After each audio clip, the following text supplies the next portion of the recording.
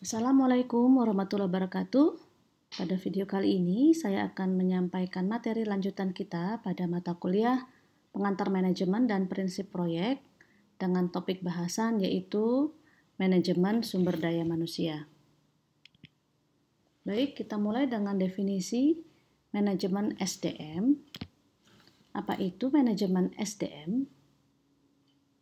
Ya, manajemen sumber daya manusia dalam proyek adalah suatu proses untuk mengorganisasikan atau mengelola atau juga menempatkan orang-orang yang terlibat di dalam suatu proyek, sehingga orang-orang tersebut dapat dimanfaatkan potensinya secara efektif dan efisien. Nah, kita tahu bahwa dalam suatu proyek banyak melibatkan orang ya, baik itu internal ataupun eksternal. Nah, di sini proses untuk mengorganisasikan atau mengelola sumber daya manusia yang terlibat dalam suatu proyek adalah merupakan hal yang sangat penting ya untuk tercapainya tujuan daripada suatu proyek. Nah, sumber daya manusia ya siapa saja ya yang termasuk dalam suatu proyek? Pada materi-materi sebelumnya kita sudah banyak mempelajari beberapa hal ya, yaitu bahwa sumber daya manusia yang terlibat dalam suatu proyek adalah termasuk juga yang ada di luar proyek ya, misalnya adalah sponsor, pihak sponsor ya, kemudian pelanggan, jadi customer yang request terhadap suatu proyek, ataupun sumber daya manusia yang ada di dalam proyek yaitu anggota tim proyek, staf pendukung, supplier, dan lain sebagainya. Nah, selanjutnya adalah tahapan-tahapan apa saja yang perlu dilakukan dalam mengelola sumber daya manusia tersebut. Sini ada 4 tahapan yang harus dilakukan. Yang pertama adalah perencanaan sumber daya manusia. Yang kedua adalah akuisisi tim proyek.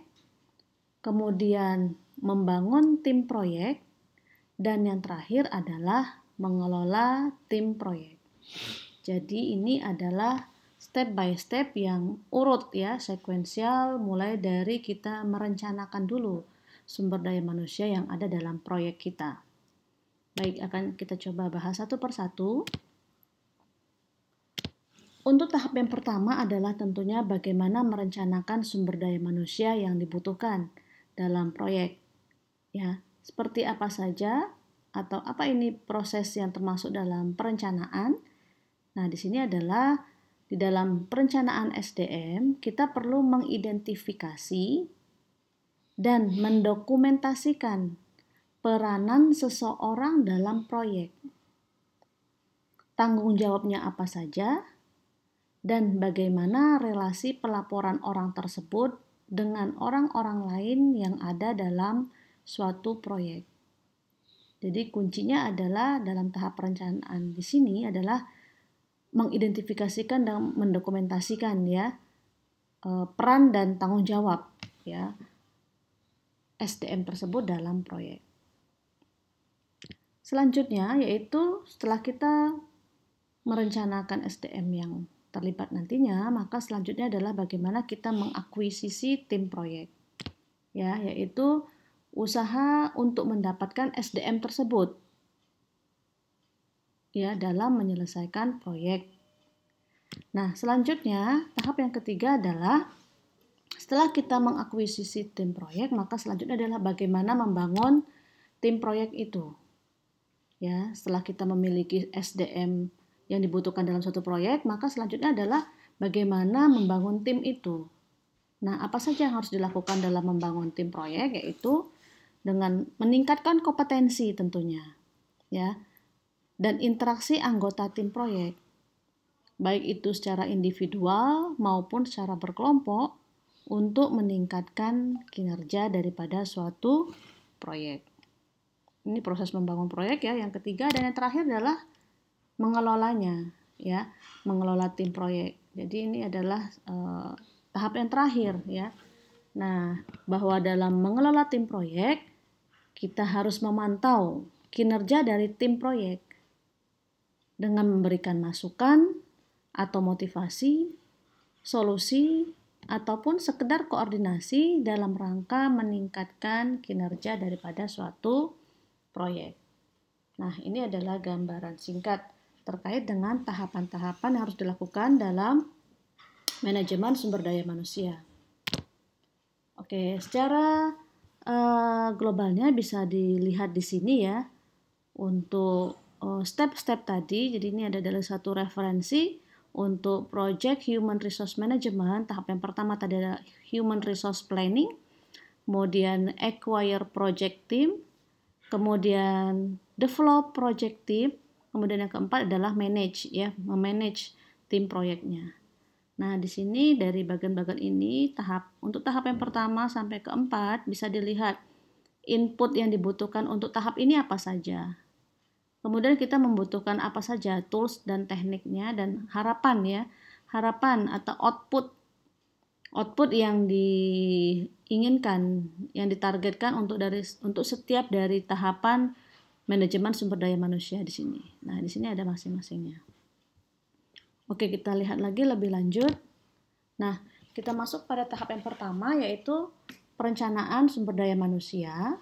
Ya, yang tadi adalah bahwa pada tahap ini yang perlu direncanakan adalah apa saja. Nah, tadi dari definisi singkat bisa kita ketahui adalah bahwa tanggung jawab dari masing-masing tim ya.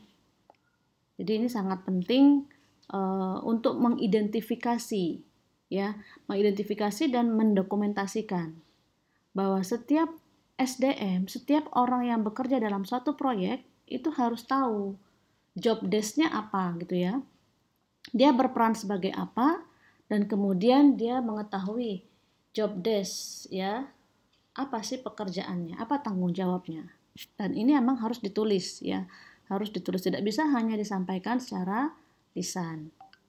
Nah, selanjutnya kapan dibutuhkan, kemudian identifikasi apakah dibutuhkan training untuk orang tersebut, ya. Kemudian termasuk juga rencana remunerasi dan reward yang akan diberikan terhadap sumber daya manusia tadi. Kemudian cara menilai kinerja seseorang dan bagaimana kriteria untuk menghentikan seseorang. Nah, ini idealnya seperti ini ya untuk tahap perencanaan sumber daya manusia. Namun yang terpenting adalah di sini kaitannya dengan tanggung jawab ya. Jadi peran dan tanggung jawab, roles and responsibility dari setiap orang yang ada dalam suatu proyek. Nah, yang lain ini juga penting, namun prioritasnya adalah yang tanggung jawab tadi ya.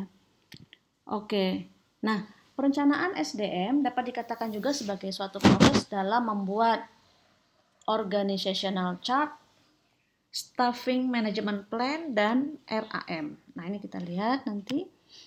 Jangan lupa memperhatikan kembali atribut dari activity list. Nah, masih ingat ya activity list pada bagian-bagian sebelumnya yang sudah kita kerjakan? Karena seharusnya di sana sudah teridentifikasi berapa banyak tenaga kerja yang dibutuhkan. Ya, artinya pada saat kita sudah mendefinisikan kegiatan, kita juga akan mengetahui ya jumlah dari orang yang dibutuhkan. Nah, selanjutnya salah satu bentuk dokumen yang perlu dibuat dalam perencanaan sumber daya manusia adalah tadi bahwa harus mendokumentasikan ya roles and responsibility. Nah, jadi contohnya adalah bahwa misalnya dalam dokumentasi ini informasi yang tergandung di dalamnya adalah berupa peran anggota tim proyek ya. Misalnya programmer, analis, dan lain sebagainya. Otoritas setiap anggota tim sesuai perannya, tanggung jawab anggota tim sesuai perannya, dan termasuk juga kompetensi yang dibutuhkan ya sesuai peran yang dimaksud. Nah, idealnya seperti ini ya. Jadi ada kompetensi juga.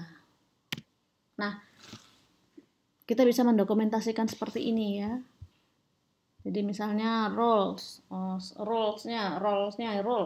perannya ya. Perannya sebagai manajer proyek, maka responsibility-nya apa saja. Nah, ini bisa dinyatakan dalam poin-poin seperti ini ya. Ini harus kita kerjakan ya, harus dibuat untuk semua peran ya, semua peran yang dibutuhkan dalam pengerjaan suatu proyek. Oke, selanjutnya pada perencanaan sumber daya manusia juga ada OBS dan RAM ya. Apa itu? OBS adalah singkatan dari Organizational Breakdown Structure, yaitu adalah bagian organisasi yang menggambarkan relasi antar unit-unit organisasi yang akan bertanggung jawab mengerjakan paket-paket kerja tertentu. Jadi ini adalah struktur organisasi ya. Struktur organisasi itu harus ada dalam suatu proyek karena akan menggambarkan ya relasi antara sumber daya satu dengan sumber daya manusia yang lain yang terlibat dalam suatu proyek. Nah, sedangkan RAM adalah Responsibility Assignment Matrix, yaitu matriks yang memetakan pekerjaan-pekerjaan sesuai WBS pada setiap orang yang akan mengerjakannya ya sesuai dengan OBS. Nah, jadi ini ada matriks yang memetakan pekerjaan-pekerjaan ya sesuai dengan WBS yang sudah pernah kita kerjakan sebelumnya. Kita lihat contohnya, misalnya seperti ini ya, Project Organization Chart ya, diagram untuk organisasi daripada suatu project. Nah, di sini bisa kita lihat ada project manager. Ini di bawah project manager ada deputy project manager. Kemudian di bawahnya ada unit-unit ya yang dinyatakan atau ada beberapa peran ya sesuai dengan jobnya tentunya. Ada system engineering, independent test group, project technical lead, quality assurance, configuration management misalnya ya. Kemudian di bawah ini masing-masing juga ada tim lagi ya. Nah, ini merupakan bagan yang menggambarkan posisi tim proyek dan relasi pertanggungjawaban berupa laporan, koordinasi atau kerjasama baik secara formal maupun informal. Jadi misalnya gambar-gambar garis ini yang menyatakan koordinasi ya. Jadi misalnya tim 1, tim 2, dan tim 3 ini bertanggung jawab untuk melaporkan tugasnya ke software sub-project manager misalnya. Ya. Nah, ini kemudian manajer yang di sini itu bertanggung jawab untuk melaporkan ke sini misalnya ya. Ini adalah garis-garis koordinasinya. Nah, seperti itu. Contoh lain mungkin yang lebih kecil juga bisa dari beberapa referensi, misalnya seperti ini ya. Project manager, kemudian di bawah project manager ada quality assurance dan sekretaris proyek. Kemudian di bawah project manager ini ada sistem analis, network management, database management. Nah, ini angkanya bisa dinyatakan sebagai jumlah orangnya ya. Nah, kemudian programmer ini ada di bawah ya, bertanggung jawab di bawah sistem analis ya. Nah, seperti itu. Oke. Nanti bisa digambarkan lagi sesuai dengan kondisi masing-masing ya. Kemudian ini ada work definition and assignment process ya. Jadi ini tahapannya ya. Tahapannya di awal kita punya kontrak project charter, punya scope dari project yang akan dikerjakan ya. Jadi misalnya di sini dinyatakan stepnya tahapannya adalah requirement finalization. Jadi memfinalisasikan kebutuhan-kebutuhan ya. Outputnya adalah dokumen yang berisi project scope misalnya ya. Kemudian setelah kita mengetahui scope project, maka bagaimana pekerjaan itu akan dilakukan? Maka di sini dibuatlah suatu tim ya. Dari project yang akan dikerjakan, maka kita harus membangun suatu tim. Kemudian setelah tim dibangun, maka kita akan membreakdown the work ya. Kita akan mendefinisikan pekerjaannya apa-apa saja ya, aktivitasnya apa saja. Maka kita akan membuat WBS ya. Work breakdown structure, mendefinisikan aktivitas. Kemudian setelah ini dibuat kemudian selanjutnya adalah melakukan pekerjaannya ya, menjalankan pekerjaan-pekerjaan tersebut dengan kita mendefinisikan tadi ada struktur organisasi, kemudian membuat OBS responsibility ya, terkait dengan roles dan responsibility dari setiap SDM yang ada dalam proyek tersebut. Nah, tadi sudah ada OBS ya, Roles and Responsibility. Nah, selanjutnya ini ada lagi matriks penugasan tanggung jawab ya, Responsibility Assignment Matrix, matriks penugasan tanggung jawab. Adalah matriks yang memetakan pekerjaan proyek seperti yang dijelaskan dalam WBS kepada orang-orang yang bertanggung jawab untuk melakukan pekerjaan seperti yang dideskripsikan. Jadi ini bagaimana kita memetakan pekerjaan yang sudah kita tuliskan di WBS ya terhadap orang-orangnya ya. Nah, contohnya misalnya bentuknya seperti ini. Di tahap sebelumnya kita sudah membuat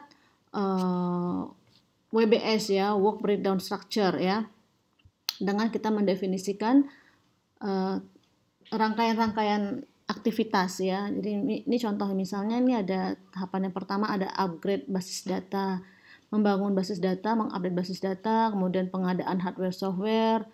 Di dalam pengadaan itu ada membeli server, membeli desktop, setelah dibeli kemudian diinstal baik itu hardware dan softwarenya gitu ya. Tim ini adalah peran-perannya, penanggung jawabnya ya, siapa saja yang ditugasi untuk mengerjakan ya, untuk memenuhi aktivitas tersebut. Jadi ini misalkan contohnya ya, ada DM ini adalah data management, NM ini adalah network management misalnya. Ada lagi software support ya. Nah, yang dikatakan matriks RAM itu adalah bagaimana kita memetakan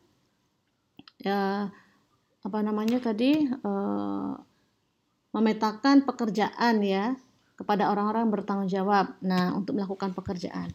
Nah, di sini kita bisa membuat kita buat table lagi, ada DM, NM, SS. Ini adalah roles ya, roles yang ada di proyek ya. Jadi misalnya ini ada data management, ada network management, ada software support. Nah, kemudian di sini ada beberapa istilah yang bisa kita nyatakan dalam suatu RAM ya, yaitu yang terkait dengan interaksi atau keterlibatan SDM dalam suatu aktivitas.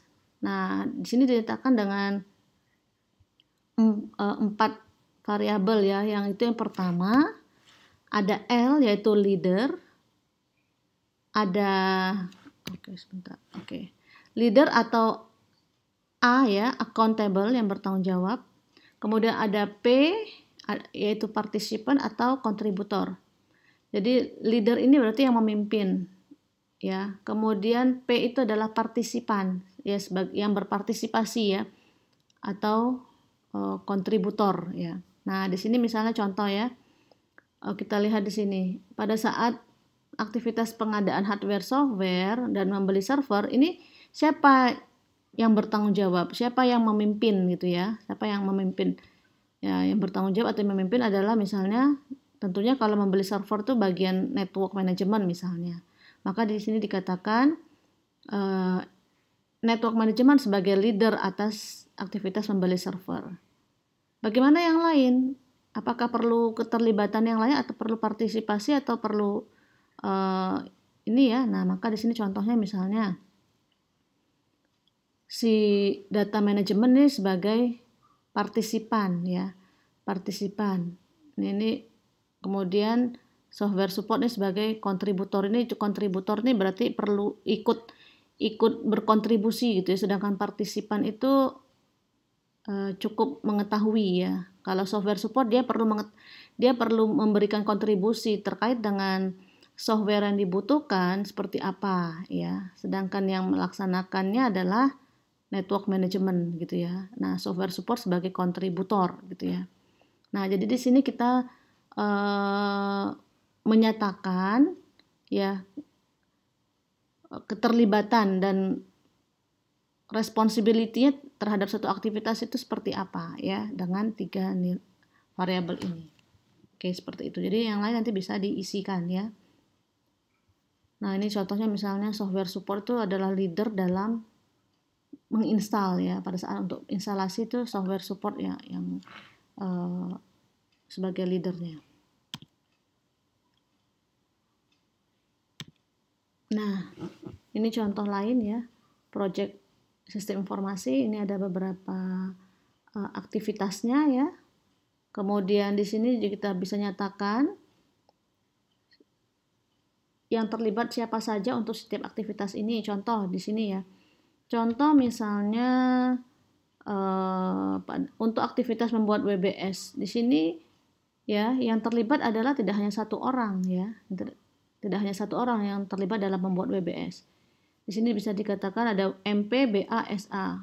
MP itu adalah manajer proyek, BA itu adalah business analyst, SA itu adalah sistem analis. Jadi yang bertanggung jawab, yang terlibat dalam pembuatan WBS itu ada 3 orang ini ya. Manajer proyek, business analyst, sistem analis. Nah, kemudian bagaimana di matriks RAM-nya? Matriks RAM-nya adalah pada saat membuat WBS, di sini yang bertugas, ya, yang sebagai leader itu adalah manajer proyek ya. Memang karena manajer proyek bertanggung jawab untuk bisa mendefinisikan secara keseluruhan ya aktivitas-aktivitas yang akan dilakukan oleh proyek dari awal sampai akhir itu apa saja. Maka di sini leadernya adalah si MP, manajer proyek ya. Kemudian di sini business analyst itu sebagai, di sini ada RS ya istilahnya, yaitu yang bertanggung jawab. Jadi di sini si business analyst dikatakan sebagai orang yang bertanggung jawab terhadap WBS, penyelesaian WBS-nya ya, terhadap kontennya, sedangkan sistem analis adalah sebagai kontributor. Nah, ikut menyumbang tapi tidak bertanggung jawab penuh ya, sistem analis. Kemudian di sini ada R-nya adalah reviewer. Nah, reviewer di sini ada tambahan, ada tim customer ya. Jadi di sini bisa kita lihat SDM yang ada dalam proyek ini ada manajer proyek, business analyst, sistem analis, web designer, web programmer, quality assurance, kemudian petugas administrasi, kemudian tim customer-nya. Jadi customer-nya ya, customer yang order atas proyeknya, dan kemudian sponsor ya. Sponsor itu berarti yang mensponsori proyek. Nah, kemudian di sini kita isikan untuk RAM-nya dengan beberapa variabel, yaitu leader, kontributor, reviewer, sumber informasi, dan responsible gitu ya. Nah, seperti itu.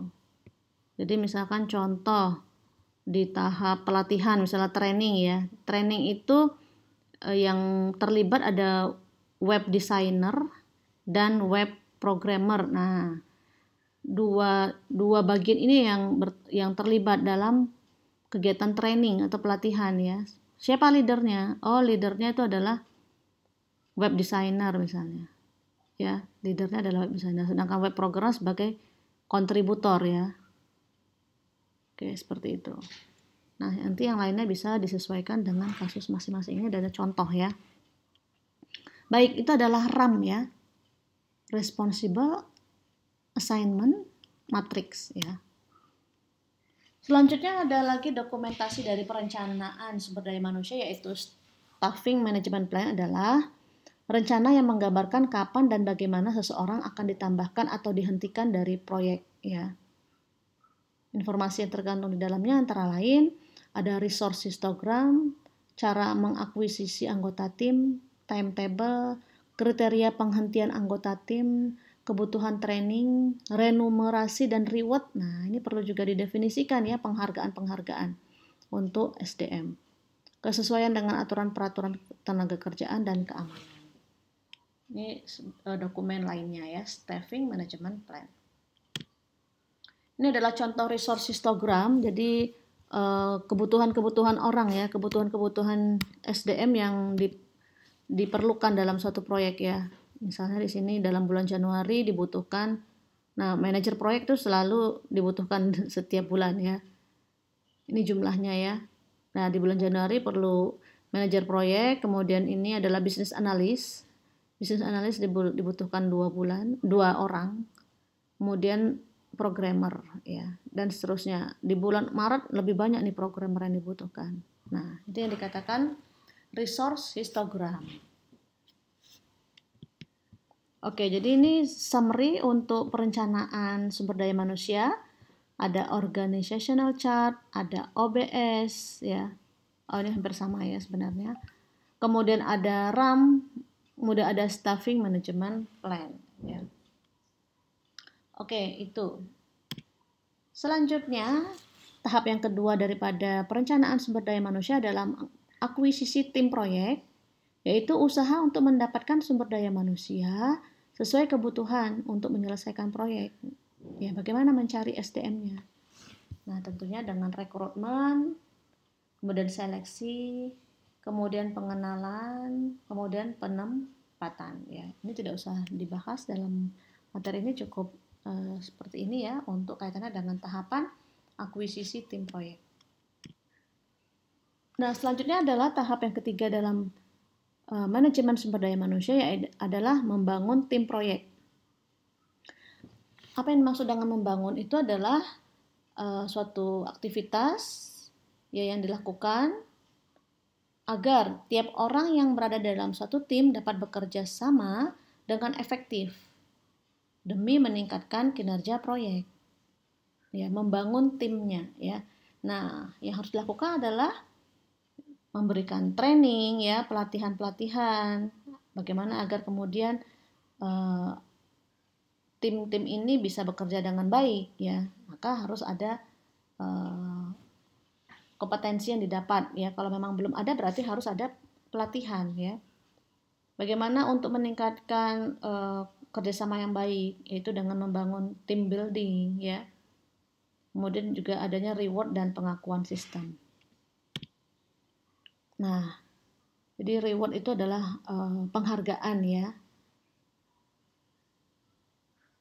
Fokus pada tim yang bermanfaat untuk mencapai tujuan tertentu.